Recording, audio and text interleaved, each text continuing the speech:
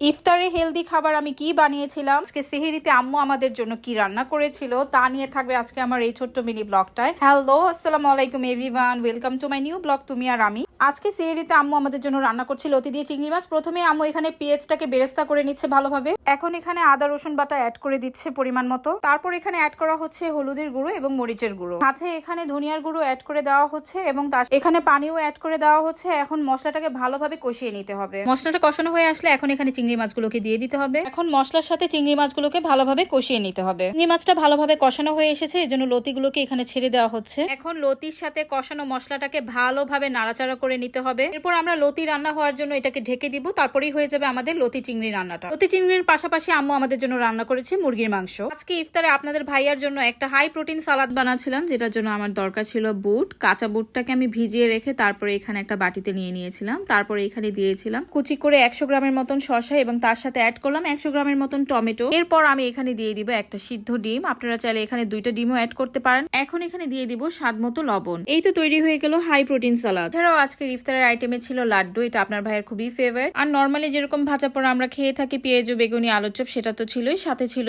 সবজি বড়া, তার সাথে ছিল দই চিড়া আর এই হাই প্রোটিন সালাদ, সাথে ছিল বুট ভুনা আর ছিল ডিম সিদ্ধ, খেজুর, বিভিন্ন ধরনের ফল। এগুলোই ছিল আজকে ইফতারে আমাদের। তো আপনাদের ভাইয়া একে একে করে তার ইফতারের প্লেটে সবকিছু সাজিয়ে গুছিয়ে নিল। ইফতারের টাইম যেহেতু চলে আসছে, আর এই হেলদি সালাডটা কিন্তু আমাদের শরীরের জন্য খুবই ভালো, খুবই এনার্জেটিক, খুব একটা ভালো প্রোটিন আমাদের শরীরে যোগাতে সাহায্য করে। আর সাথে দই চিড়াটাও রাখি, কারণ এটাও হজমে অনেক সাহায্য করে। ইফতারের সময় মুড়ি মাখা খাবো না তা কি হয়? এই তো এখন পেঁয়াজ, কাঁচামরিচ, টমেটো দিয়ে একটু করে বুট দিলাম। এখন একটু একটু করে সবকিছু দিয়ে ভালোভাবে মাখিয়ে নিচ্ছি। প্রথমে আলুর চপ, পেঁয়াজ ও বেগুনি একে একে করে সবগুলো এখানে ভেঙে ভেঙে দিয়ে দিয়েছিলাম। তারপর এটাকে ভালোভাবে মাখিয়ে নিচ্ছে। আর এই মুড়ি মাখাটা খেলে একদম পুরো পরিপূর্ণ তৃপ্তি হয়ে যায়। আর তাছাড়া এই মুড়ি মাখাটা আমি সাধারণত জিলাপি অ্যাড করে মাখিয়ে খেয়ে থাকি। আপনারা কিভাবে খান অবশ্যই আমাকে কমেন্টে জানাবেন। আমার ভিডিওটা ভালো লাগলে অবশ্যই আমার পেজটাকে লাইক, ফলো এন্ড শেয়ার দিয়ে আমার পাশেই থাকবেন। আমার নেক্সট ব্লগের জন্য অপেক্ষা করবেন। ততক্ষণে আল্লাহ হাফেজ।